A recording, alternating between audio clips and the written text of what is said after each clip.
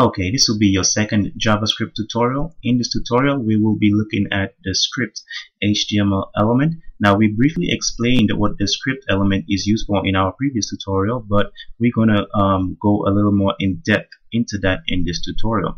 Now, there are two ways to use the script element to embed JavaScript code on the page. We can use the opening and closing script tags and embed JavaScript code directly between those two tags, or we can use the script element and load JavaScript code from an external file using the source attribute. So we can place our source attribute right here and enter a URL of that external file right here to load the JavaScript onto the page. Now, that external file can be an external page within our server, or it can be an external page, it can be an external file from within our server, or it can be an external file from an external server. Okay, now there are two.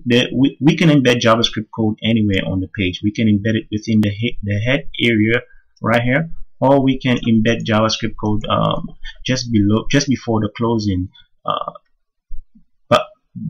closing body tag, as we have here. Now, usually it's JavaScript code is embedded just before the closing body tag, because if we have embedded into the head area, the browser will have to interpret all the code plus execute all the code before it loads the rest of the page.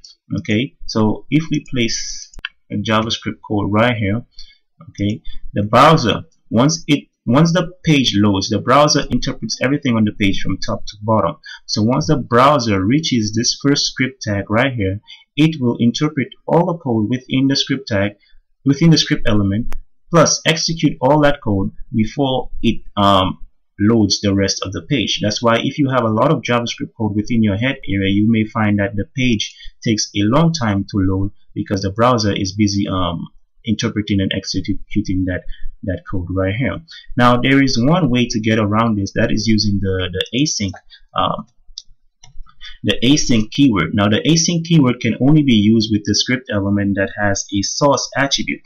Okay, so but what the async keyword does is that it signals to the browser that the browser does not have to wait until the JavaScript code, the loaded JavaScript code, is interpreted and executed before loading the page. So it signals to the browser that it can go ahead and load the rest of the page while interpreting and executing the loaded JavaScript file. Okay, so that is what the async keyword is used for.